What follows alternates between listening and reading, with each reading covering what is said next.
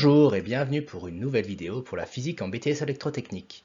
Ici on va s'intéresser à la batterie et à la charge et décharge d'une batterie. Tout d'abord on va commencer par la décharger. Ici on la décharge avec un courant d'environ 0,88 A. Donc la batterie se décharge dans un rhéostat, une résistance variable. La tension aux bornes de la batterie est de 12,3 volts. Donc on va arrêter maintenant la décharge. Le courant retombe à zéro forcément puisqu'il n'y a plus d'endroit où le courant peut circuler et on va commencer à charger à l'aide d'un générateur.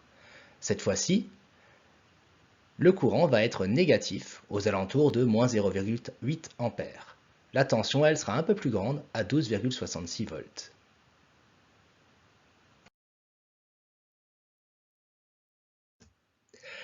Alors, qu'est-ce qu'on doit retenir? Le bilan. Tout d'abord, ici, on a fléché la tension et le courant dans le même sens que les appareils de mesure sur la vidéo précédente. Donc on se rappelle, à vide, on avait une tension de 12,52 volts avec un courant de 0 A. En décharge, on a une tension de 12,38 volts avec un courant de 0,88 A. En décharge, le courant est positif. Enfin, en charge, on a une tension de 12,66 volts et un courant de moins 0,7 A. En charge, le courant est négatif. La tension décroît aussi lors de la décharge avec le temps. Alors, les conventions d'orientation. Ici, j'ai orienté le courant sortant de la batterie, sortant de la borne plus, et la tension entre la borne moins et la borne plus. La puissance instantanée, P de t, c'est V de t fois I de t.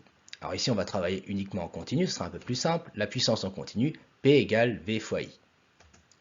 Donc si on mesure maintenant, on calcule les puissances, on remarque qu'en décharge, on a une puissance de 10,9 watts, et en charge, une puissance de moins 9,2 watts. Donc le fléchage, avec les conventions générateurs, a été réalisé donc pour ce montage. En décharge, la batterie est un générateur, on a bien une puissance positive, donc la convention est la bonne. En charge, par contre, la batterie est alors un récepteur, on a bien une puissance négative qui veut dire qu'on n'est plus un générateur mais un récepteur. Donc qu'est-ce qu'on doit retenir? Tout d'abord les conventions. Alors pour la convention pour la batterie, en convention générateur, le courant sort de la batterie, sort de la borne plus, la tension est entre les bornes moins et plus. En convention récepteur, le courant rentre dans la batterie. La puissance instantanée, P de t, c'est V de t fois I de t. Et la puissance en continu, P égale VI, qu'on connaît depuis un moment déjà. Si la puissance est positive, les conventions sont bien choisies, on est dans le bon mode, générateur ou récepteur.